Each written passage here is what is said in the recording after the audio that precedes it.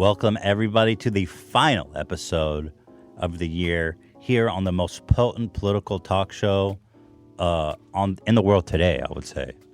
Many people would think of the likes of who's a big political speaker, Hila? Bill Maher? Bill Maher? Well, yeah, he's on HBO though. But we're bigger than whoever you popped into your head, certainly by a big shot. And to prove that to you, we have with us back again the great Andrew Yang with another incredible showing in the 6th presidential debate. It's an honor and a privilege to have with us the great, fantastic Yang Gang! Yang Gang! Yang Gang! Yang Gang! Yeah! And rolling in on the Gatsby, my God, here comes the next president of the United States. Oh my God. Yeah! Andrew, thank you for joining us. Thank you for that. God bless. God bless. Thank you. Wearing our official Andrew Yang merch. Yes. Which Ian was at the rally yesterday with Childish Gambino and yourself. Yeah, that was. And he was tremendous. in line for hours to get us this merch. The greatest Well, merch. I'm grateful to him, grateful to Donald Glover for making the merch and for helping us launch it in LA. He's such a great guy. I don't know if you've had a chance to sit down with him. No, I we haven't, but he's got street cred and real recognize real, as they say. So that was cool to see. I think you all would get along famously. He's very, very human.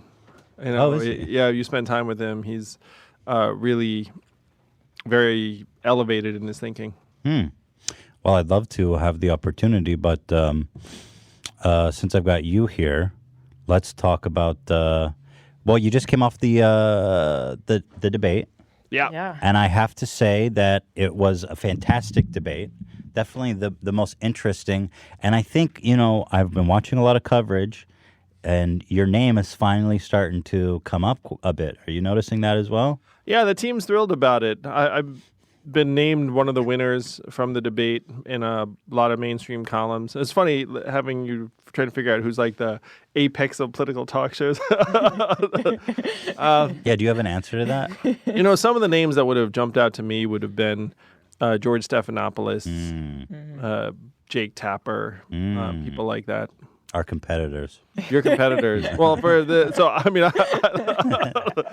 I'm just grateful to you for having me on because I know, politics isn't necessarily the focus because people have other more fun, better things to talk about. Yeah, it's hard. It's hard to get into But for a lot of people. It's oversaturated. that's why I feel like you are such a great candidate because you make it interesting and not just so political. It's actually interesting for anyone, I feel like. Oh, thank you. That's certainly a goal. And I'm not a politician. I actually have something of a low interest in politics. Although you did study poli-sci, is that right? Yeah. So, I can talk about my development. So I was a debater in high school. I went to the World Public Speaking and Debating Championships of 1992 in London, where I got destroyed by anyone with a British accent, which was everybody. So I was like, why does everyone sound so much smarter than me? And so I studied political science and economics in college, and then I went to law school. Spent 5 very unhappy months as a lawyer. But there became a point when I followed politics, and I actually had a list of goals, and one of my goals was to elevate politician, but I didn't want to be one. And I thought I saw what happened, and I thought wow, what a drag most of these political jobs are, especially now in this climate. So my running for president, I joke that my wife Evelyn would have run the other direction if she'd known what was Right. So now she's on the campaign trail and enjoying the warmth and love of the support we get. Yeah, the Yang Gang is strong and vocal, and it's been great to. The last time we had you on was, how long ago was that? 6-7 months ago or something? Back then you were coming up, but I feel like now it's been a steady increase. And even looking back at the recent debate, you still talked the least amount, yet you stood out, in my opinion, the most. Is your strategy, when I watch you debate, I feel like in you don't waste words. Is that part of your strategy up there? You speak very directly, very purposefully, and you're very succinct. I find oftentimes you're done talking before your allotted time is up, and people are like, kind of making a statement in that way. Is that right? It's been a combination of things. Certainly, we've gotten incredible reception from debates that I have not spoken that much. Right. Where Right. even last night, the team was telling me, I'm not sure what the number is, but I think we've raised over $500,000 since last night's debate immediately, and it has no real. I think it's going to come out that I've raised as much or more than any other candidate after last night. Really? Wow. And I didn't talk Yeah. as much as many of them. Half. Yeah. Yeah, and so my natural inclination is to answer a question that's asked of me.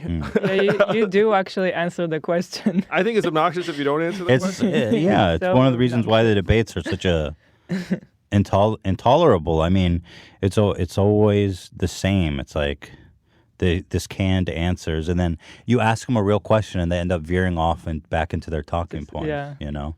I did not realize how bad it was until I was in this mix. And even this context where I enjoy sitting with people like you having conversations. Apparently, a lot of politicians avoid these sorts of Yes. contexts like the plague, which makes no sense to me at all. It's like if you're... Well, it's fear, I suppose, of gaffes. I mean, that's the only Right. explanation. You know, Hillary Clinton was on Howard Stern recently, and it was such a breath of fresh air to hear her speaking so candidly and casually with him. I truly think that if she would have done that during the election, she probably would have won. Probably. Because, you know, I saw people who were Trump supporters saying that. There was a story that came out that during the Hillary Clinton campaign, there were something like 8 people that had to approve any tweet. Oh, my As goodness. an example, they had God. like a tweet committee. That's incredible. Trump doesn't have that. I can definitely almost does not. guarantee that. Yeah. Like his committee is like 8 brain cells getting together, being like, "Is this a good idea?" Sure, it's 3 a.m. It's a good idea. yeah. So Hillary now probably feels like she has nothing to lose and Right. Sure. can become more casual. Which is a shame because it's self-defeating, you know. What? Well, I can dig into this a little more because I think it's really important. What happened with Hillary Clinton's campaign is that they knew they were going to raise $1 billion. They had all of this staff at every level, so you can have 8 people to approve the tweet, like the tweet Right. committee. And so you have all of these layers of people around you that are then like, okay, Hillary, talk about this, and nothing else, and don't talk about any of this list of things. Tell you what, the list of things you can't talk about is so long. It's easier for you just to say these 5 or 6 things. And she's surrounded by dozens, hundreds of people who are sending her this message, and then she does an interview, and then she seems like an automaton. You're right. Yeah. Like that's what happens in these campaigns.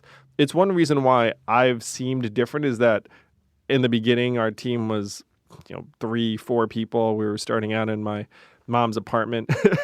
And so there's no committee being like, Yang, you definitely shouldn't say this. And then now as we've risen, even though our team is bigger, the same dynamic holds.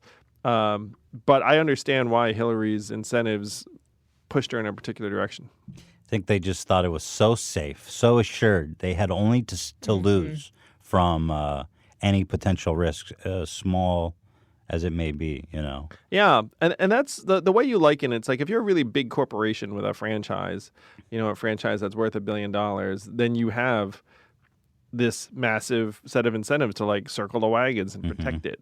And in Hillary's case, they were like, of course we're going to win or we're going to lose to Trump. Yeah. And they were literally already picking out the chairs in D.C., being like, hey, you're going to be ambassador to Switzerland, and you're going to be like they literally had it all mapped out. Yeah, I mean, she said on Howard Stern that she didn't even have a losing speech prepared.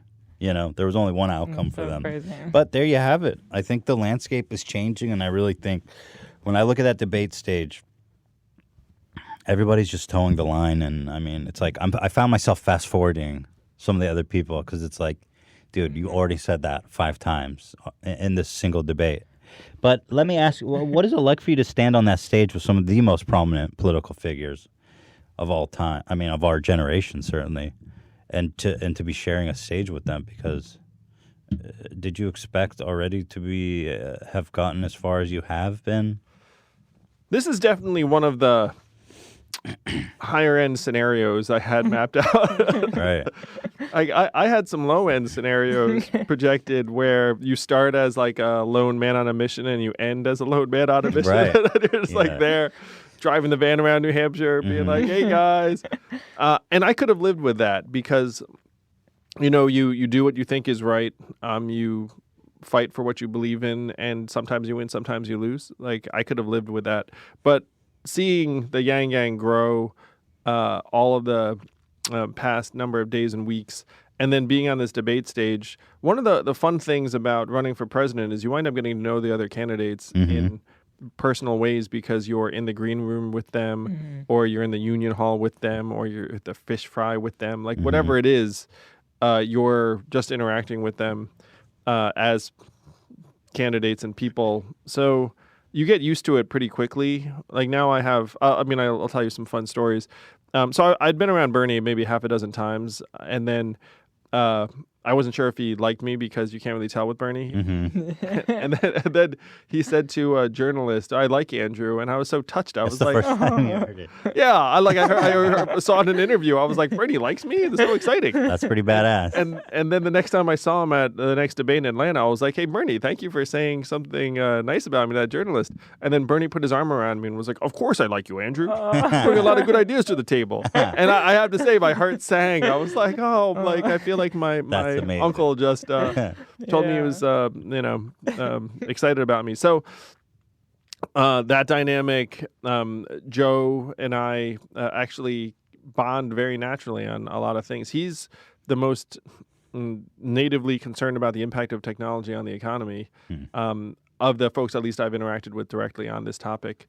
So I will say, I've now become increasingly friendly with more and more of the candidates, but there is a generational gap between me and them. So, like I said last night, I miss Kamala, I miss Corey, I miss Beto and Tulsi. Like, these are people that I frankly feel more of like a natural connection to because they're around my age and the same generation. Was there something that you wish they asked you on the debate stage but didn't? To me, and we talked about this last time I was here, and I touched on it just a smidgen. It was about trying to align the measurements of our economy with our people. And that right now, so many of the answers to the questions last night hinged on our current notion of GDP and jobs and profitability, where one of them said, hey, can we move towards renewable energy if it's going to cost fossil fuel jobs in the short term? And you look at that and say, and I considered trying to interject, but I was like, this is going to be a complicated idea to get into the debate context, that if you were to incorporate the cost of climate change into our economy, it would be trillions of dollars, tens or hundreds of thousands of American lives over time. And so you'd look up and say, the most expensive thing we can do is nothing or continue down this path. And so if you were to integrate our economic measurements with sustainability and it's related, our wellness and life expectancy, climate change is influencing our health in various ways, in very negative ways. So we have to try and actually measure the 21st century economy by our own well-being. And if we did that, then you would see that fighting climate change is actually cheaper. I do love how you connect everything. It's a very holistic, I guess, approach with how you combine everything with the well-being of people. And I think I wish that more people talked about that. Yeah, thank you, Hila. Me too.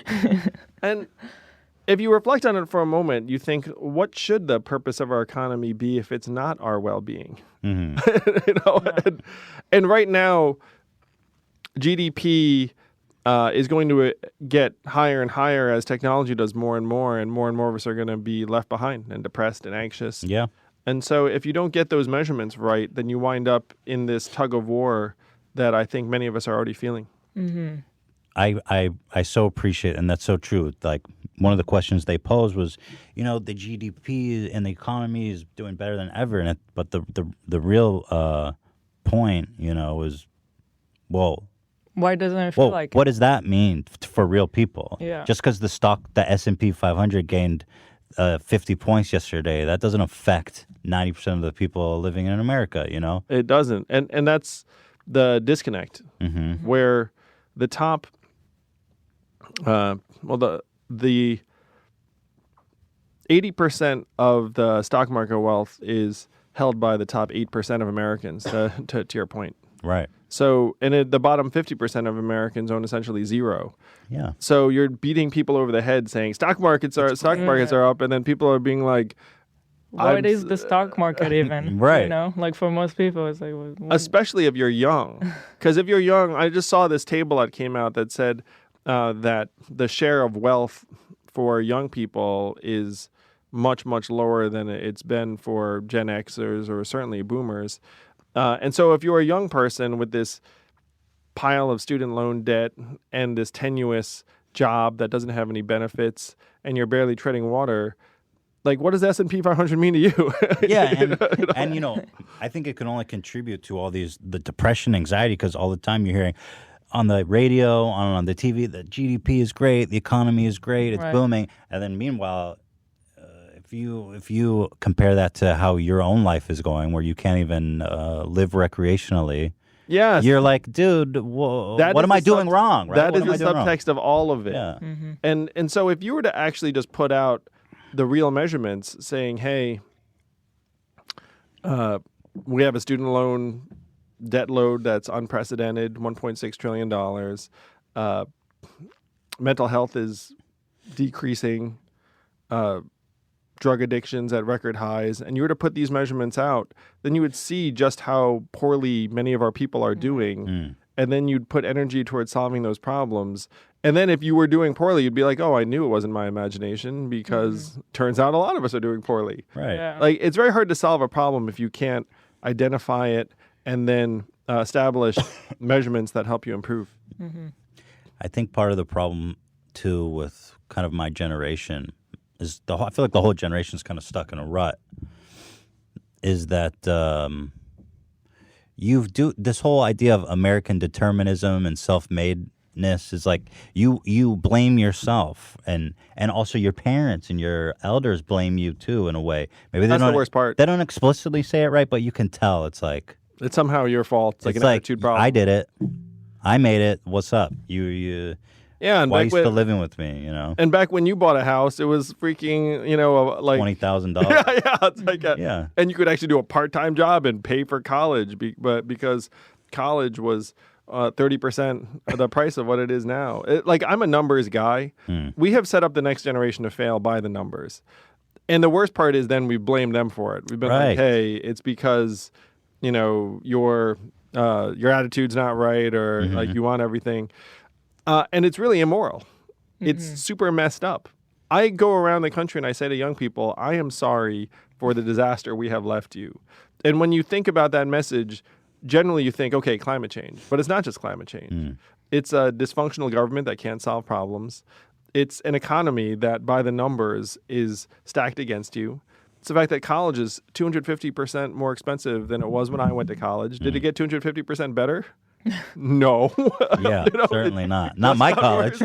Not no one's college costs you $2.5 better. And then we've said to the young person, hey, it must be your fault somehow that we've jacked up these prices on you, and then you're going to graduate. Can't find a job. What's up? Yeah. You suck. That's why. But and it's not that they suck. It's like, hey, what we've done is we've kicked all of the stable jobs away. Now we're automating them away. And it's much easier to automate away, frankly, an entry-level like insurance agent or job that a college graduate might have done in the past. and now they have the debt, but they don't have the job to come with it. There's a 40 to 44% underemployment rate for recent college graduates right now. So if you are lucky enough to graduate with your debt load, there's almost a 50-50 chance you're going to do a job that didn't require a college degree. And you know where that does not show up? The headline unemployment rate, because they're like, job check, barista, looks good. Right. And then they yell at you and being like, unemployment's at record low. And it's like, but my job is like not the job that I was supposed to do out of college. Right.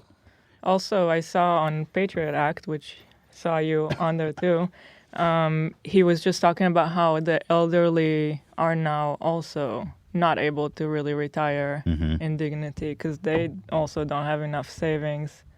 And it's crazy because now it's also catching out to the boomer generation who are criticizing us, you know. But And they have hoarded the most wealth. Yeah, how are they not able to retire? I They're don't not even able to understand that. retire It's like, now and you guys afford- hoarded the wealth, we're screwed, and now we have to support their old asses. Well, what happens is they hoarded the wealth, but again, there's massive diversity within that generation. So by share of generational wealth, they have more of it than any other generation. But there are still many, many poor boomers who are going to work until the day they die because they don't have meaningful savings. And that curve gets aggressively worse over time. Where like if you look at millennials and project forward, like no one's going to have any savings. Right. Exactly. Like my generation, Gen X, is like somewhere in between, but not great. And I see this all the time, campaigning in Iowa, New Hampshire, and Ohio, and everywhere else, where senior citizens. How old are your parents? 70. 70. Yeah. Mine are 79 and 72. And there comes a point when your parents start being very, or at least I'll just speak for myself. There came a time when my parents became very, very cost conscious and judicious. Oh, that happened a long time Yeah, ago. maybe they were the whole time. But there was a point when talking to my mom in particular, like it started to dawn on me that that their earning power has essentially been determined. You know, they have their kitty of savings and they have passive income and Social Security that they can draw on. And that's it. That defines their economic reality. I've met Americans around the country who have that same reality. And as a young person, or now as a middle-aged person, but certainly when I was a young person, like it's kind of foreign because you're like, who the heck knows what the future holds? Sky's the limit. Maybe I'll get a raise tomorrow. Like, you don't know. No one knows. But for them, it's like, oh, they know. And because of that, they have this attitude of resource scarcity because they know exactly what's going to come in. And so I've met Americans around the country where they know what's coming in and it's not enough. Yeah. Where they have Social Security, and Social Security might be something like $1,000, $1,100 a month, and that's all they have. That's not enough for anything. Yeah. So what Hassan said in Patriot Act is right. We have a retiree crisis in this country where senior citizens are going to be working till the day they die, and that retiree crisis just compounds over time. It's pretty wild. Frightening. Yeah, I mean, it's going to be a total shit show for the current millennials or As younger it gets worse generations. and worse, you know. It's true. I think of my own parents. They own a house that they rent out, and they get a couple $1,000s a month, and that with the Social Security, and I still help them, but they have like a fairly decent source of cash. But when I think of like how hard it is to even buy a house now for our generation, I mean, yeah, I don't see that ending well. And so many people work on freelance and there's no benefits and no... Yeah, majority of new jobs are temp gig or contract jobs. All of the benchmarks that you used to associate with a middle class life are becoming harder and harder to come by. So it used to be, it's like, of course, home ownership. It's like, hey, let's make the real estate crazy expensive. Go to college. Hey, let's make college crazy expensive. And people are getting increasingly distraught because the benchmarks are more and more out of reach. And then we pretend like it's on It's all good. it's on them. It's better than it's ever been. And the numbers are showing up in something, and people have mixed feelings about this. But so every life stage is getting pushed back, and so you're seeing things like marriage decline. You're seeing things like having kids decline. American childbirths are at record lows right now.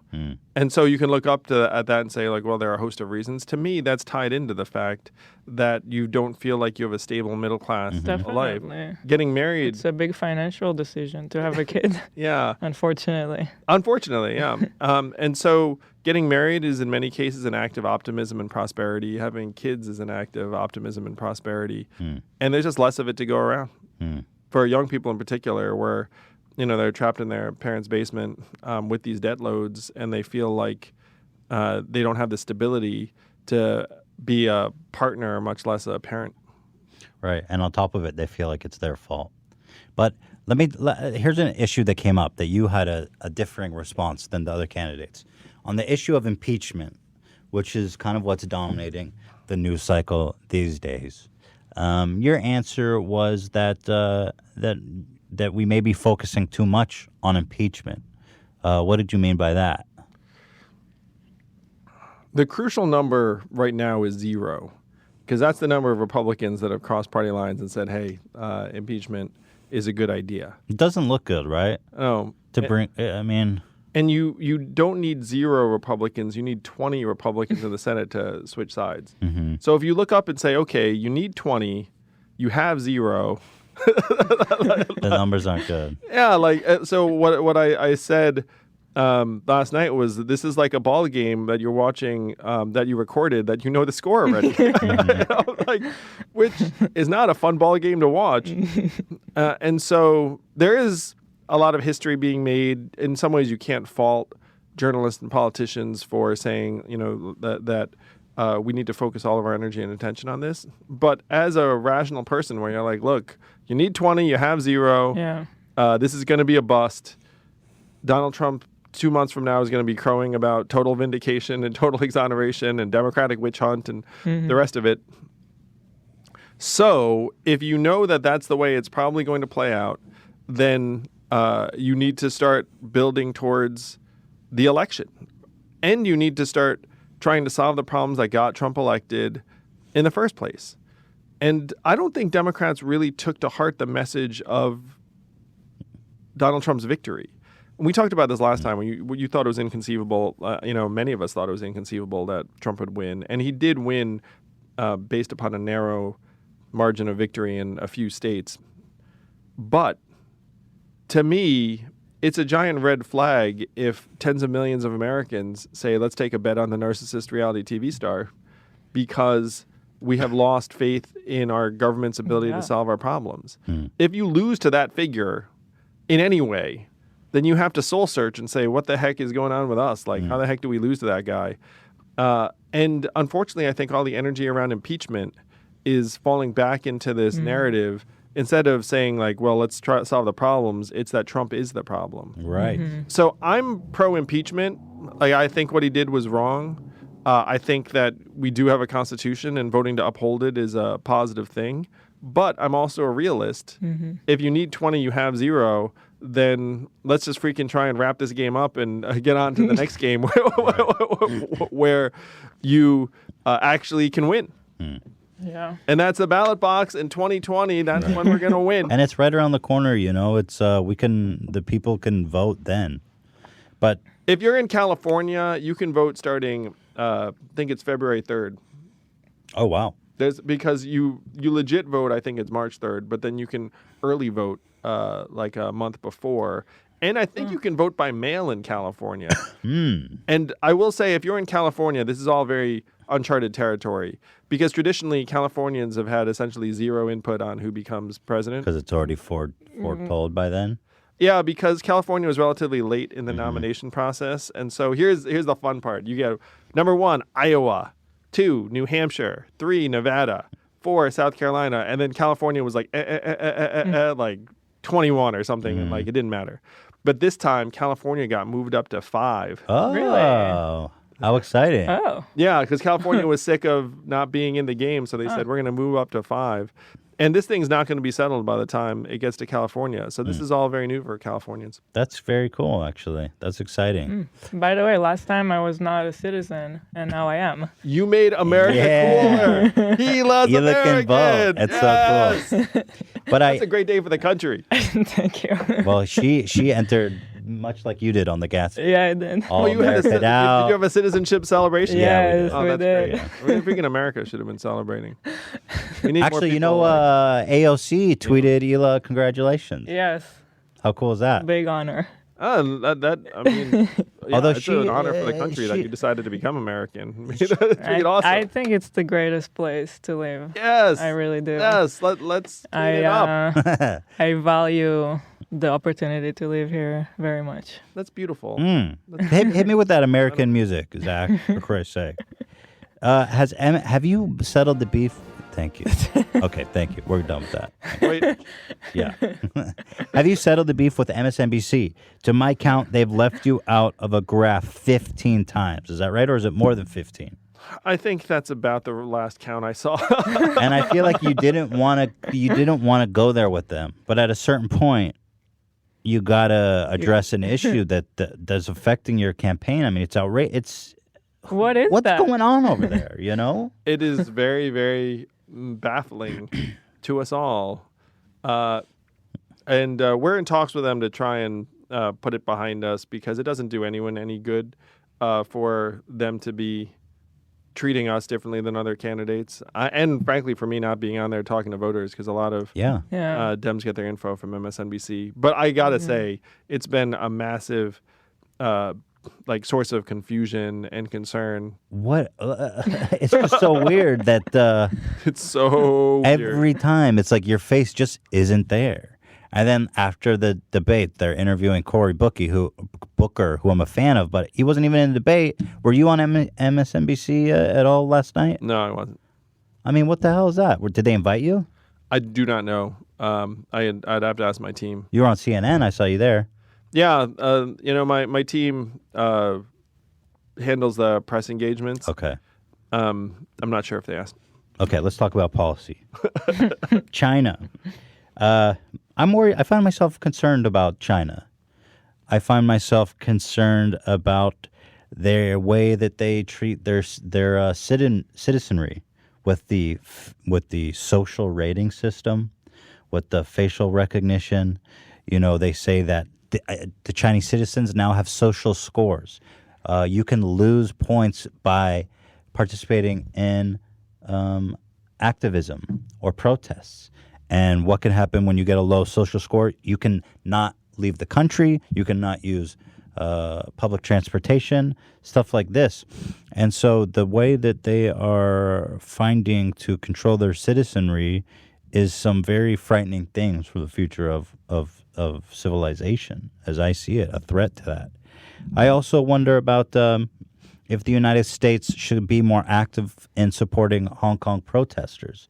That seems to me a great opportunity for America to prop up an ally and a democratic society over there in that part of in China. And so I wonder if you were to become president, what would be your approach to these issues in China? And what are your thoughts on that?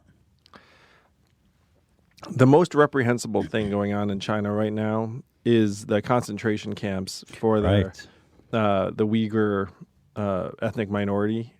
It is awful. I don't know if you've seen some of the stuff. I have. I should have brought that up. Yeah, as no, well. it's freaking like straight out of the Stone Ages type stuff. It's beyond. It's well. They round up a bunch of they're Muslims, right? Yes. And they're doing cultural re-education because they want a homogenous society, and religion is frowned upon in communist society.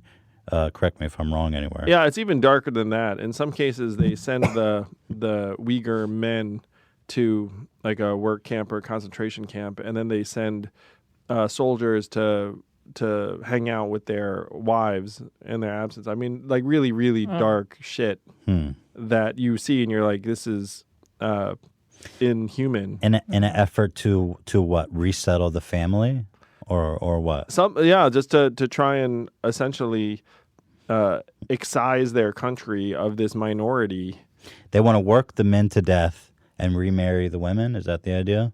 Yeah, they want them to essentially break up the family unit so that the next generation is not brought up in the same religion in the same way. Right. But everything else you named also, Hong Kong is tricky because Hong Kong was a British colony for a long time, and then the Brits handed it back to China, and then now it's in this handover period where it's considered a semi-autonomous zone. But if you look up and say, okay, what country is Hong Kong part of, you would have to conclude China because it was a British colony that it was returned to the Chinese a number of years ago. And so the question is, how can we support the people in Hong Kong to keep the abuses from scaling up there? And in some ways, the Chinese haven't done what you would fear, which is go in and do a military oppression Tiananmen style. But there's plenty of dark stuff happening in Hong Kong. And I said last night they banned face masks there so they could use facial recognition technology to identify protesters and then round them up afterwards. The biggest thing we can do to bring pressure on the Chinese is to make it clear to them that if they abuse human rights, there are going to be consequences. And those consequences have to be economic, really, because that's the main language the Chinese understand. They have two primary overriding priorities at all times. Number one, maintain robust economic growth. And the number two, preserve social order.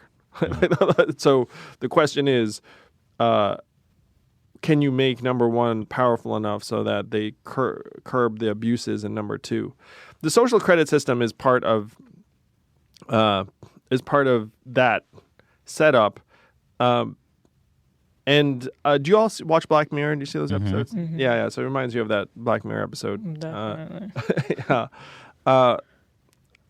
And to me, that is hand in hand with their total lack of privacy regs. The fact that any interaction you have in any context gets recorded. They have a real powerful surveillance state there, and they're ramping up their technology to make it unprecedented in human history. Right.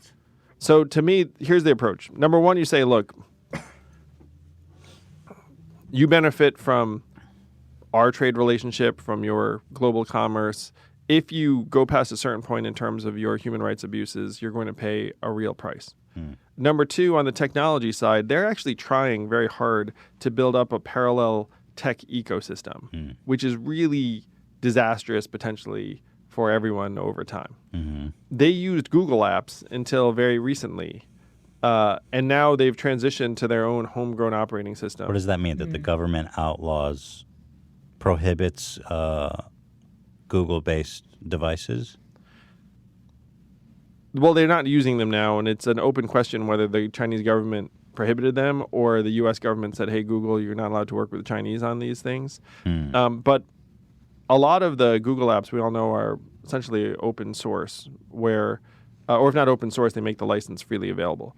So if you were the Chinese and you had to come up with your own set of apps and operating system, it would really suck, especially because Google had it all figured out for you. So they were using Google, and now they developed their own homegrown operating system and apps that they're exporting to other countries that they're trying. So the risk is that if for whatever reason consumers start using that and we become, for whatever reason, reliant, are you worried about data privacy breaches? Yes. Yeah. So you can imagine a world where, because we know that Chinese technology firms and the Chinese government have a very close relationship. And so if you succeed in exporting that technology platform to the rest of the world, then you essentially have the Chinese government's eyes and hooks into everything. So that's what you have to try and prevent. And the way to prevent it is to set up a world data organization that's analogous to the World Trade Organization and say, here are the standards and protocols for data and technology, get the EU and Japan to buy in, and then make it so that if you're an unaffiliated country, that it's obvious that you have to go with the world tech standards and not the Chinese tech standard. And then if you're China and you look up and say, wait a minute, I can't export my stuff effectively because it doesn't follow these protocols. our stuff doesn't work with anyone else's stuff. At the extreme end, they would say, maybe it's better for us if we join the world on this one, because then at least our stuff will be interoperable. And also right now, I'm going to bet their software is terrible compared to Google's and everyone else's. Like if you're a third world country, and they're generally developing countries, and China comes and says, hey, use our tech, you're like, I do not want to use your tech at all. Your tech is terrible. Unless it's free, you know. Oh, but ours is virtually free too. But like if you're the Congo and China's like, hey, we're like building all of your stuff. We're building you a coal power plant. Use this software. then Congo's like, I guess we have to. Right. Right. So that's the game they're playing. And we have to make it so that game loses. Yeah. That game losing actually is the best way we can protect human rights. Because then if you're China and you look up and say, well, I need to join this world organization, then you say, well, if you want to join this world organization, you need to have some kind of privacy rules in check. You need to not be abusing your own people in these ways. Is there any efforts to put an organization like that together? Yeah, I'm happy to say that we're starting to take some steps. Like we have some proposals out. Certainly, if I'm president, we can get this done relatively quickly because the EU and Japan would love nothing more. Right. And this is the brainchild of a guy named Ian Bremmer, who's this brilliant thinker on global security matters. And so Ian's running with this ball right now. That's great. You know, and that kind of leads into another issue with China that scares me, frankly, is the race for AI supremacy. You know, I feel like China has such a strong central government, I mean, authoritarian, really, that they are able to make these big swinging decisions. Like, for example, just to invest, they decide to invest all this money in AI technology. And here in other developed countries, we're lagging behind. And you look at, we had a nuclear race, and it could very well be that the next This could be the next generation nuclear race. Right. I mean, the next new world will be established by AI. Once you break through on that, and it can start solving its own problems, you all of a sudden you go light years instead of years ahead, right? Yeah. And so You're right to be concerned. So is that something that leaders are currently working towards evening the playing field there? Are people thinking about this issue? There are people thinking about it, but they're not in our government. Well, that's the problem, right? Unfortunately. I mean, so we at this point have an innovation model that's very much driven by the leading technology companies. Like if you rewind several generations, you had all of these government scientists in lab coats, like buried under a mountain in New Mexico or wherever, like coming up with things. And then now all of those scientists work for SpaceX, Amazon, Google, Facebook, Microsoft to some extent. So they are deeply concerned that China is going to leapfrog us in AI. I'm deeply concerned. There was a joke that people in AI used to tell. It was, how far behind is China in AI from the U.S.? And the answer was 12 hours because they would wake up and then see what we did. Wow. Now that joke doesn't really work because... Is it that available? They can They just might see be what ahead we of did? the private companies, they don't make their stuff publicly available. Right. But there were some labs and universities that would publish new stuff, and then they would... And so China was just like, oh, great. Well, so here's the broader context. The West is better on research and breakthroughs than China. We came up with this machine learning AI development tool that now China has. And machine learning gets stronger and smarter based upon how much data you feed to it. Like data is like food for the algorithms. So China now has a massive lead in the level of data. And China also has a massive lead in the level of computing infrastructure that they make available to their firms. So in China, AI is a national obsession. More Chinese watched AI beat the best human Go player, the Chinese game of Go, Right. than watch the Super Bowl in the U.S. Wow. So, Really? AI's massive national and cultural priority. Is this for is this China. an effort from the government to get interest in this thing that they see as vitally important to their future success? Yes. That's very interesting. It's almost like a propaganda machine. In this case, And it though, is they're right and fascinating, it's though. smart. Yeah. Yeah. Like I wish we did the same thing. So they have more data, and then the government says, look, we're going to spend billions, even tens of billions of dollars on computing infrastructure as far as the eye can see. Like islands covered with server farms, like straight out of the Matrix. And I've sat with the leading technologists in Silicon Valley who looked at me and said, look, we'll spend $1 billion, $2 billion on computing infrastructure, but we can't spend $10 billion. And that's what the Chinese are doing. And the Chinese are saying, hey, go ahead and use it. AI companies, not our AI, like Chinese AI companies, Right. use this $10 billion infrastructure. You have more data. Now you have more computing power. So our AI will be smarter, faster. And they are generally correct. I asked a group of Iowans last week. I said, okay, so right now they have more access to more data than we do, and they have more computing infrastructure. The only way for the U.S. to win this would be if we have another breakthrough past machine learning. How many of you think that that the U.S. is going to take the lead based on another breakthrough? And like no hands went up. And I said, how many of you think that the Chinese will take a lead based upon more data and more computing infrastructure? Like every hand went up. And I looked at them and I said, I agree with you. Like if you have more data and more computing infrastructure, you're probably going to win this thing. So what we have to do is we have to go to our technology firms, and as president, it'll be my pleasure to do this. I'll say, look, we get it. We will match the Chinese multi-billion-dollar computing infrastructure, take it off your balance sheets to maintain global leadership in this field. And in return, then we'll ask them for a few things too. Essentially, we'll ask them to allow us to have someone that keeps them from destroying humanity or doing something that Something really small like that. really. So I sat with a technologist who said to me flat out, he said, look, our incentives right now on AI are just to go as fast as possible because we're competing with the other tech firms, we're competing with the Chinese. And if all of our incentives are to go as fast as possible, at one point, one of us is going to do something really problematic / disastrous. And, Do you have a? and a he said, like, please, we could use some guidelines on this because if you put guidelines on us and the other firms we're competing against, then we'd be less likely to break something. Right.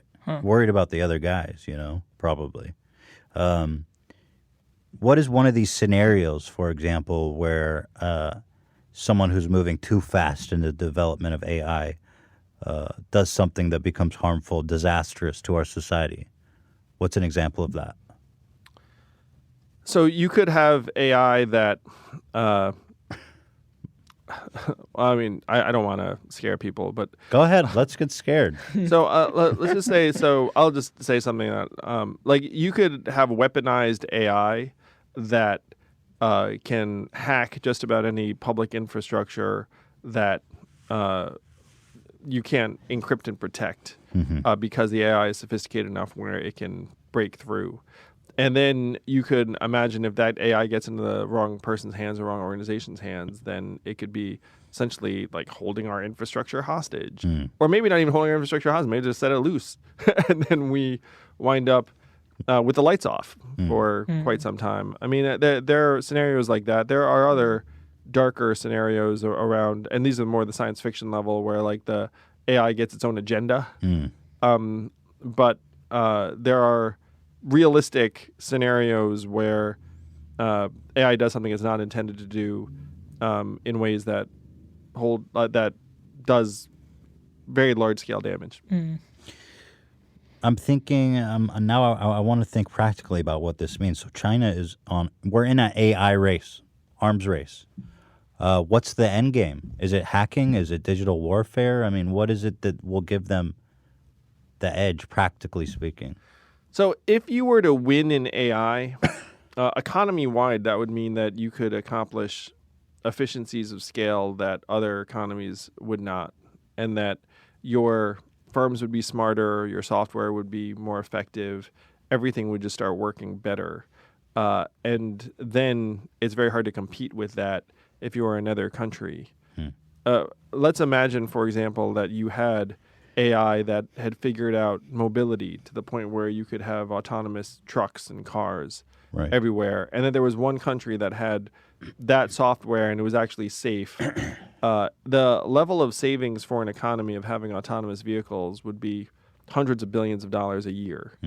And so if you had access to that software and then say, hey, this will save your economy hundreds of billions, I'll license it to you for 20 billion, 30 billion, or whatever it is, then other countries would start doing that. And then that would be... They're the new, it's the new oil, as you say. Yeah, data as a new oil. Yeah. And so if you had the AI and you could harness the data effectively, then you win at an almost unprecedented scale. That Good sounds times important. ahead. I mean, it sounds It does. important. That's real money. No, that's why the Chinese are essentially obsessed with this. I mean, they're looking for ways that they can become the new world player. Yeah. And I think they see that as almost like a cheat code to piggyback to the front of the line. It's like, how many of you... It's like a Hail Mary. I'm sure you all do. Like, sure you do, Ethan. Maybe not you. Eli. Like, you played one of those video games where you're like trying to upgrade your your units and you're competing against this other force. Yeah, But, well, they- yeah, I've played many games like that. I know you have. Me too. So AI is like that, where it's like, oh man, I'm starting to fall behind. It's like, ooh, if I get this new unit type, You I got that. might upgrade that. Right, I know exactly what you mean. Yeah, AI is like that for the Chinese. I mean, it seems concerning that that is not even a topic on the debate, or that Well, no one really talks about it. Except for this guy. I agree with you. The fact is, our government is 25 years behind in technology. Our media companies... and all the politicians are 25 years too old, if I'm being honest. I mean, I don't want to sound ageist, but I also don't mind if I sound ageist either. Because I think politicians they're too old. You know what I mean? I want someone... There's too much going on in the world. I mean, Joe Biden probably has an @AOL.com email. Yeah, maybe. Most likely he does. Joe's 77, I want to say. So he's like our parents. Right, and that terrifies me. So if your parents have... You understand their technological literacy. That's not who you want up against the Chinese AI machine. Yeah, it's not just the folks who are on the stage. I think someone looked up the average age of a congressperson or a legislator in D.C., and I think it was 60, something like that. So Why is that? What's going on? Are young people not getting in the game? Are people not electing young people? I know that there's kind of a second wave now, but I just think that our government body wasn't meant to be run by the olds. by old people who don't really understand. And more than ever, maybe 100 years ago, the technological aspect wasn't as important, and the landscape wasn't moving as fast, and wisdom and old age and good. There is a technical term for this. It's the gerontocracy. It's like the rule by old people. And the U.S. is, I believe, technically a gerontocracy. Wow. How about that? It's not great. I mean, again, and it's tough because, we like old people. We love the olds. I feel like that's like a slur. The olds. But the rate of change is just accelerating. It's getting faster all the time. Yeah. So if you could afford to be 10, 20 years behind, like a number of decades ago, you can't afford to be 20 years behind now, because what the heck happened in the last 20 years? The world has changed. And right now, the government in the U.S., unfortunately, is like the flopping appendage behind like the rest of, it is like the tail, and like the animal's moving forward, and the tail's like, hey, me too, me too. And that's not going to work ideally for us in terms of some of the biggest problems, like AI, like climate change, like some of the folks, the problems that you genuinely need a federal government that has its act together. And that's where we are right now as a country. That's why I'm running for president, because I looked up and said, okay, here are the big problems. You can't solve them unless the government gets its shit together. The government will not get its shit together. And then be like, all right, so what's the plan? Somebody's got to do something. And so then I said, well, if I run for president and bring enough Americans together fast enough, then we can get into D.C., rewrite the operating system, try and modernize and upgrade it, just be all about solutions, data oriented, modernize it. Someone told me a story. It was like an Asian kid. He went to work in D.C. in one of these congressional offices, and then they gave him some like work to do about like opening mail or like entering like something into a form. Mm-hmm. So then he, being a smart kid, he like wrote a script where then it like did itself, Mm-hmm. and then they yelled at him for it. They were Wow. like, "No, you were just supposed to enter it into the form." He's like, "I just made it so that no one needs to enter it." They didn't understand. Yeah, I didn't understand. And then God. now that kid works in Silicon Valley at Google, but he said like I worked in the government for That's insane. for That- a few months, and he was like, "It was terrible. That's Here's what outrageous. happened to me." Yeah. And this was in a congressperson's office. DC is embarrassing. That's outrageous. I mean, that it's funny, but it's also terrifying. Yeah. You know? Yeah. So if I get in there and can try and make it like what I was saying to that kid is I was like, look, man, we have to like essentially have a kid like you in every congressperson's Yes. office. We need And to then just- look for you. Yeah. We need to embrace you. And to get you in there and being like, hey, he's just gonna try and make stuff work a little better and faster, and just see how it goes, and then just try and push the culture forward. You can't change it overnight, but I think you can get a lot done faster than people think because they're so far behind. Like you Yeah. almost can't help but do good in that situation. It's What do you need to get into the next debate in January? It's 5% now from Yeah. 4%. Yeah, it's 5%. So we got to get you 1 more percent before the 10th. Is that right? Of January? Yeah, that's right. Oh, you guys are right on top of it. We're gonna get that. We 1% after the last night. Yeah, we already have one of the polls we need. We need 3 You do? more. Yeah. So we got a 5% nationwide. I think it was. Is that the first one? Yeah. So we need 3 more in the early states, or That's gotta feel crazy. Right? it is. It's like one of the games that we almost like. All right, what do I need now? I need 5% more polls. The best way that people can help in that direction really is just make a donation between now and December 31st at yang2020.com, because we'll take any donations and then we'll put the money to work getting our poll numbers up in the early states. That's where the money's going. Have you seen any data following last night's debate about? Are you polling better? I mean, does it work, those debates? Well, we've gotten incredible response after Yes. last night's debate. I Yeah. think we've raised $500,000 since the debate already, maybe more. Is that what? Is that it? We want the money so we can run the ads. Or if you know people in Iowa, New Hampshire, South Carolina, Nevada, call them up and be like, hey, it's been a little while, but have you heard of Andrew Yang? Right. Like anything that boosts our awareness in those states is super helpful. Money's helpful. Spreading the message via social media and other ways is helpful. But it's game time. It's crunch time. I mean, we have to save humanity, and we have approximately 2 months to do it in. So it is a great time, though, because frankly, we're right at this crucial period where we can change the course of this country, and it's a privilege to be here. Like the Yang Gang has gotten us right to this point where you can see the path to victory. It's so wild. Yeah, it is. Yeah, and I just reviewed some polling numbers earlier today, and the polling for this campaign is just shooting up in terms of favorables. Both name awareness and favorability have been skyrocketing lately, and even now my favorability is actually higher than that of just about any other politician. And well, you so, managed to throw in a little jokes, little wayo to the crowd. Oh yeah, I love On that. the debate. The college dadders.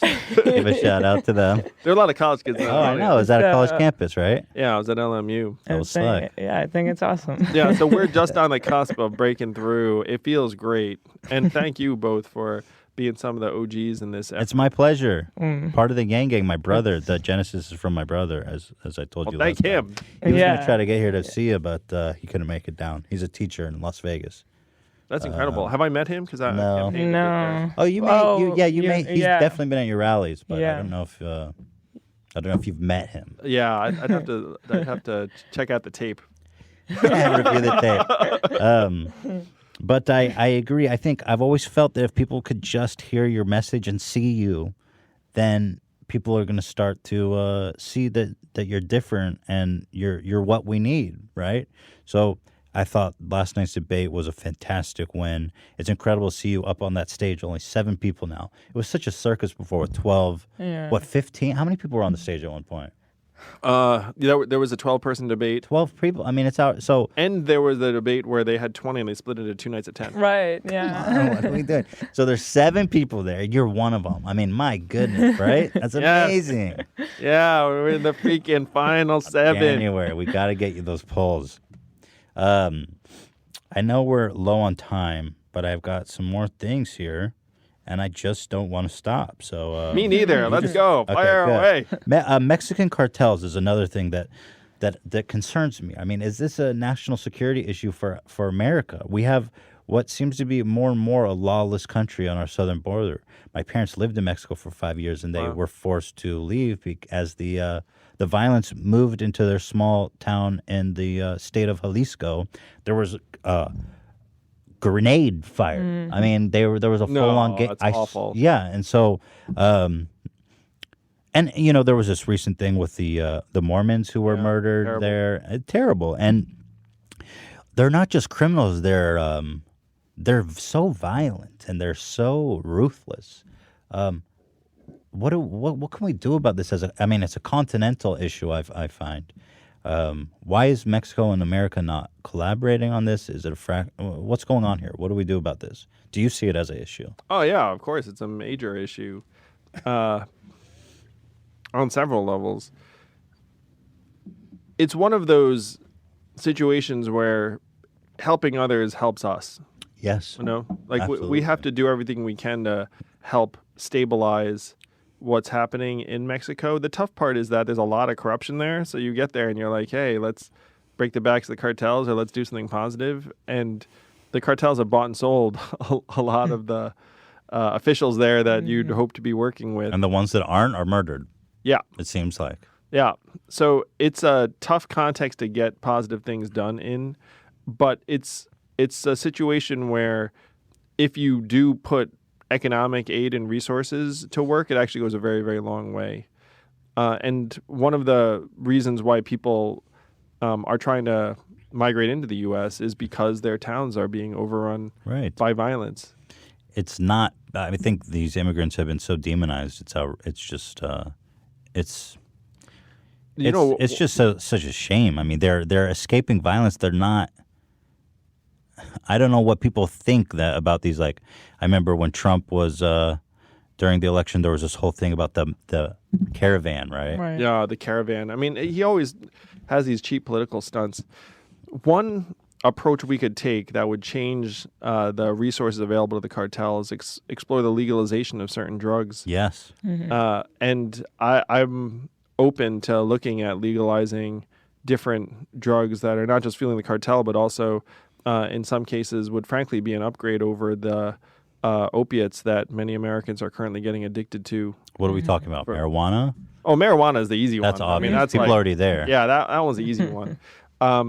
And this is not a huge economic driver of the cartels, but psilocybin mushrooms and psychedelics Yes. have been proven to. What are they selling? Is it heroin? Is it meth? I know it's marijuana. Yeah, it's and so this is the most dramatic one. Is I'm actually looking to decriminalize opiates for personal use because we have 8 Americans dying of drug overdoses every hour in this country. We've essentially initiated this massive opiate addiction plague, and it was a disease of capitalism. It started out Purdue Pharma prescribing OxyContin and saying it's a non-addictive wonder drug.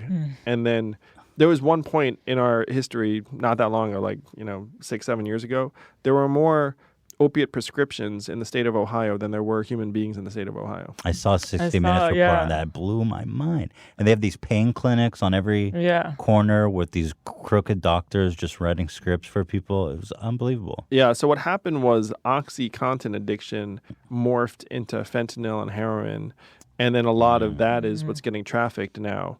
So we've created this nation of addicts, and they've actually found that OxyContin is now harder to get a hold of than the illegal stuff. Right. So you have this massive drug trade, and then it's driving the resources. So what I'm proposing is we legalize opiates for personal use, which means if we catch you with the drugs, you get the drugs taken away from you, but we don't send you to jail. We send you to treatment and counseling. And then we set up safe injection sites and safe consumption sites in the U.S. that are controversial, but they've been proven to work and save lives. And then if you did this, you could bring in some of this drug use out of the shadows and then get your user base down and then get the economic resources that are going to the cartels down. It's a dramatic move, but I was pushed in this direction by a high school senior in Iowa. I believe it was a town called Storm Lake. And he said he's a high school senior and his classmates have fentanyl patches on their arms because they're already addicted. What? Wow. And I was like, and then he said, like, what can you do to help my classmates? Wow. And so I talked to him at the event. I was like, what can we do? And he said, well, I'll tell you one thing. Like, they're not going to let anyone know they've got a problem because fentanyl's illegal and they don't want to, like, get a criminal record. They'll go to on this. jail. They're going to go to They're jail gonna go to for jail. years. Yeah. For what? Yeah. So then I said, oh my gosh, like, how can you get that freaking kid's classmates help? And they're never going to go to the cops if, like, they're going to freaking get busted for it. So then it's like, well, if you actually decriminalize it, so if they went and said, hey, like, help me get off this stuff, then it'd be like, all right, like, and then you don't get a criminal record, then you can actually start making progress. So who sells them the opiates? If we want to cut out the cartel, and you're legal. Well, Decriminalizing it. So where are they buying the drugs? So right now they're buying it from dealers. Yeah. And then in my new world, they'd still be buying it from dealers. The dealers still go to jail. It's just the individual users don't get sent to jail with the dealer. So I'm not saying legalize it in the way of like make it like heroin available and like because the cartel is like still essentially making the money from supplying the dealers. Yeah. So I'm wondering. I mean, ultimately, your vision is that people start using it less. Yeah, like you have to try and attack demand. And they can actually ask for help. Yeah, you have to try to, and when other countries have decriminalized opiates in this way, they saw reductions not just in overdose rates, but in abuse rates.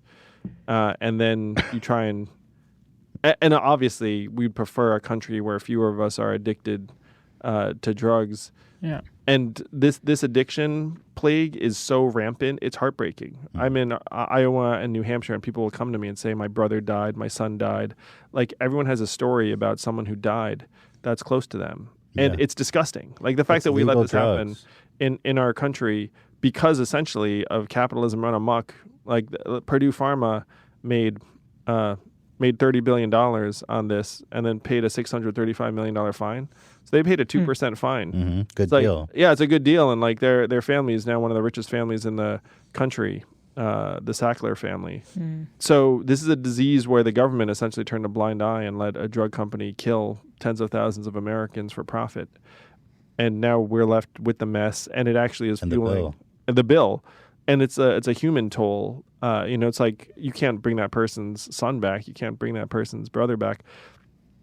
And it's fueling what's happening with the drug cartels because this is the majority of their business. Because it morphed from oxy to heroin and fentanyl and a bunch of the other illegals. Right. Which makes total sense. You can tell that, it's the same thing. I don't know if people know that. It's the same thing.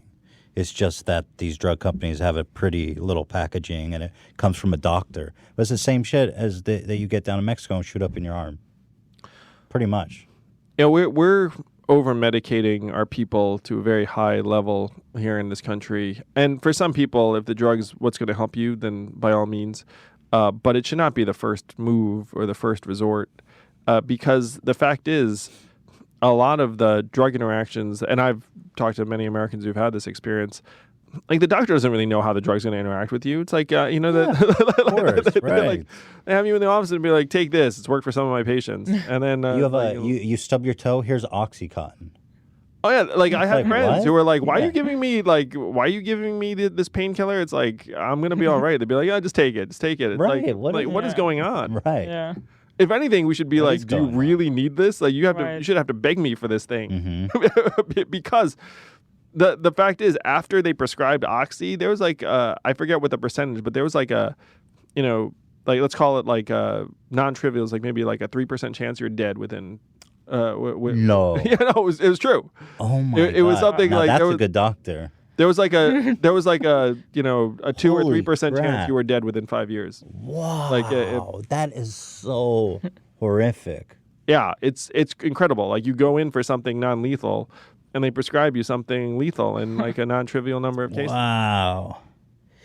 Well, that's shocking.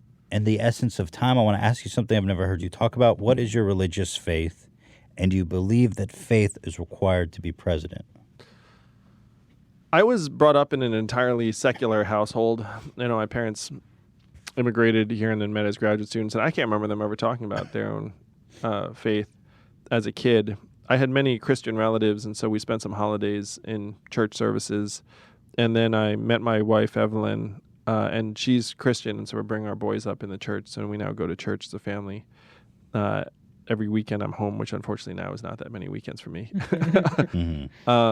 I always had this native belief in a higher power or God, or that there was something driving us. I always had this deep sense of right and wrong.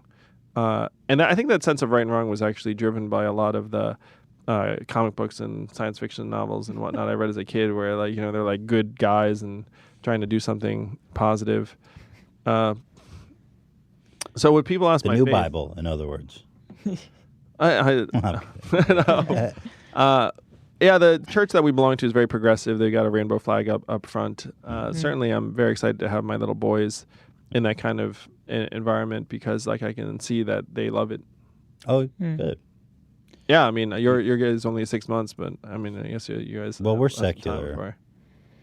We Yeah, are from a Jewish background, but It's definitely a question, because my parents were pretty Orthodox, but I'm not. So now I wonder, how do you still do the holidays? Yeah. Yeah. yeah. But Well, do you think that faith is required to be president? Because to at least what's publicly known, that there's never been a secular or atheistic or agnostic president. They've all, and it seems that candidates are touting their piousness these days as a requirement. I certainly don't think it should be a requirement. I mean, if you look up, millions of Americans self-identify as non-religious or atheist, and I have friends who are some of the best human beings I know who don't observe a particular faith or religion. Some of them have even gone so far as to set up their own type of community of humanist beliefs, where you can have very, very deep values and love and not be part of a religious faith or community. So I don't think it should be a requirement at all. If anything, I think we're somehow stigmatizing people who weren't brought up in a religion as somehow being less moral than others, which I don't believe that for a second. Again, some of my best friends that I admire the most are people that don't participate in any religious community.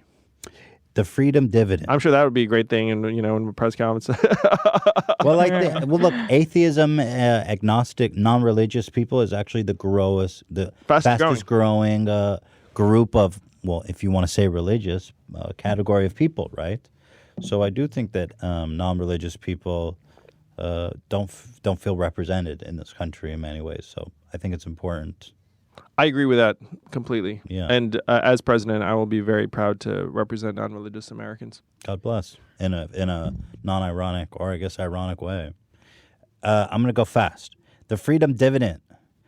You're giving people $1,000 a month. How does this play into what a lot of your fellow candidates are talking about with universal health care, free university? By giving people $1,000 a month, is the idea to empower them to make those financial decisions? Or do you also believe that health care and university should be free in addition to the $1,000 a month?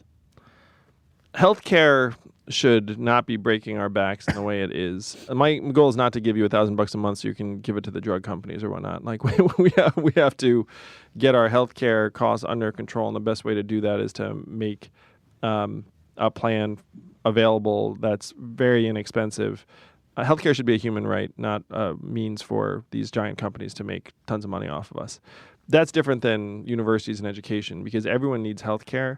Frankly, only 33% of Americans graduate from college, and that number is relatively stable. And so if you decide to make college free, you're subsidizing something that's going to be enjoyed by the top third of your people. And just because you've made that education free doesn't mean that a higher percentage of college graduates are going to be employed in the kind of jobs that they want to be. I mean, like the unemployment rate is 40 to 44% right now, and that doesn't miraculously change if I bring the cost down. So we're better off putting money into people's hands so that if they go to college, it's partially paid for. They go to trade school, it's probably almost entirely paid for. If they decide to start a business, they will need to take care of a loved one. We need to treat different paths equally. This is something I'm a little bit troubled by. The Democratic recipe is that the Democratic recipe assumes that everyone's going to go to college and that college will solve all the problems. Neither of those things seems to be true by the numbers. Again, the percentage of Americans that graduate from college has been essentially stable over the last number of years. And unfortunately, the rate of Americans who attend college and don't finish has been rising. Like you have a 41% chance of not finishing college within 6 years if you start now. And that's really high. You know, like that. What that suggests is that we're putting people into college that it's not a fit for. They don't want to be there. They don't want to be there. And I mean, right now, sometimes they're just like, oh, it's too much money, or, you know, I have other responsibilities. So we need to have a more personalized solution that doesn't say college, college, college to everybody. So if we're not paying for everybody's university, do you think that there's something, some sort of regulation to do about the cost? Oh, yeah. So that said, we need to get the cost of college under control. And what I'm proposing is that I looked at the numbers. College has gotten 2.5 times more expensive, not because of professors, not even because of facilities. It's because of administrators. The percentage of administrators to students has gone up 150%. Why? I think I know why. I think everyone watching this knows why. But if you're a university, you're becoming more and more bureaucratic and complex, and you just end up hiring more and more non-academic administrators over time. And then you look up and being like, well, of course I need these 20 vice deans because, you know, they're all very busy and they're all very nice people. and then your costs just creep up each year because of that, because no one ever forces you to bring your costs down and then examine whether you need all of these administrators. So as president... Are you suggesting like that there's some level of corruption in these institutions? I would say that they have incentives that all cut the same way. And so here's the reality. Like, I ran a nonprofit for 7 years. And when you're a nonprofit, you grow. And then when you grow, you say, hey, like, I need to hire more people. And then that person is there. That job is there. It always exists. And that's what happens year after year. So your costs creep up. And if you're a university, you then pass those costs along to families. And then the families look up and say, well, I can't afford this. But then the government says, it's okay. I've got your back. Here's a giant ass loan. And so now we're up to $1.6 trillion in school loans. The universities don't have any incentive to rein in their costs. And families feel like they have no choice but to pay. So what you have to do is you have to go to the universities and say, look, you have to get your costs down, and we're going to put an administrator to student ratio that's in line with what you were 15, 20 years ago as like a goal. And if you hit that goal, then great. And if you don't hit that goal, then some of the government benefits that you enjoy are going to get scaled back in various ways. And the universities would hate this, but then you look up and say, well, figure it out. And the fact is, the student experience would not be adversely affected if you were to get rid of half a dozen of these like vice deans that no one knows what they do. It's just right now what's happening in our universities is a microcosm of what's happening in a lot of our country, where you have these bureaucracies that just grow and grow and then choke off the underlying activity. I mean, that's happening in the healthcare industry. It's happening in our schools. And these industries then become like a hidden tax on all of us. So that's the move I would make. If you talk to people who are on the academic track, the people who got PhDs and want to teach or whatnot, none of them have any tenure track positions anymore. They're all getting pushed into these postdoc purgatories forever, where they get paid subsistence wages. Right. less it's than not them. subsistence in They're a lot not of cases. they're not getting rich. Right. The educators aren't getting rich. No, what they're doing is they've essentially constrained the number of educators, and then they've said, "Hey, what's that? You're some underpaid PhD. We're just going to exploit you year after year. You're going to be in this non-tenure track loop." And then, from our perspective, if you're in front of the students, it's all good. and then the administrator ranks keep growing. Seems to me there's a epidemic in this country of things that are for profit that shouldn't be. Jails, healthcare, university, all these kinds of things. The tricky thing is that the universities are like technically nonprofits, but if you're a nonprofit, you can still just keep on. Someone's making a profit. Well, like someone's getting money. You know? I mean, there are university presidents and administrators that are getting paid millions of dollars. I mean, that is the case. But technically, they're nonprofits, you know, and that so. But your statement's 100% correct. It's like there are a lot of things in this country where people are making a ton of money, like the prisons, like the healthcare, everything else. Well, it's time to wrap it up. No. They're getting messages backstage. They're yelling at me. They're saying, wrap it up. Yang is a busy man. He has things to do. Well, Yang is a very grateful man. I'm just grateful to be here with you all again. I wish all my campaigning was this fun and joyous and interesting, where we just have an intelligent conversation. Well, thank you. About the problems of the day. And if you're listening to this, we have to solve the problems for you all, the people who are going to inherit this country. I understand if you think politics is a total disaster mess, because it's depressing and it makes you think about the scope of the problems that are coming down on the next generation.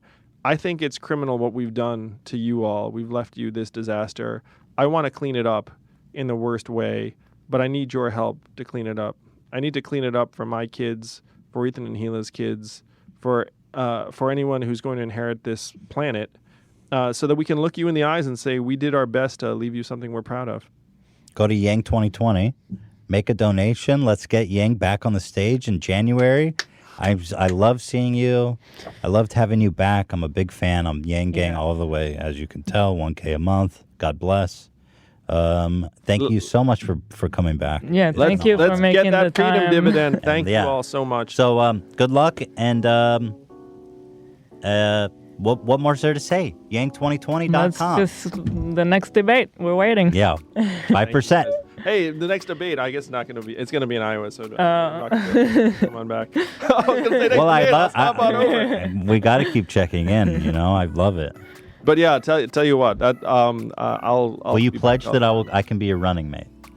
I will pledge that we will do a special H3 podcast from the White House. That would be something. You hear that, Pooper Troopers? Yeah, let's do that. And you can bring. So no vice president though. Man, you know, we have to vet you, Ethan. Okay, yeah, you can vet me. All right, guys. Well, this is our last episode of the year. Yeah. We are going to be taking about a month break. We'll be back in January for season 3 of the H3 podcast. Guys, have a great Christmas, holidays, Hanukkah, Kwanzaa. I don't know anything about Kwanzaa, but they throw that in there. So happy Kwanzaa if that's what you do. Festivus. You a Seinfeld fan? Oh, yeah, Festivus. Yeah, Festivus for the rest of us. Yes. You want to wrestle me on the trial? What did they call it? The trial of feats or the? I don't remember. Right, the feats of strength. Yeah, exactly. Let's have a feats of strength off camera, of course. Yeah, you'll take me. You're pretty tall. Well, thank you for noticing. Yeah, you're quite tall. You have good posture too, but I have a low center of gravity, so we'll see. We'll have a good match. Guys, thank you so much. This has been the H3 podcast, the most potent political show of our probably ever existed. So thank you, everybody. Have a great break. Happy holidays. Hug your families. Yeah. Hug your families. See you guys in 2020. Yang2020.com. Thanks, everybody, for watching.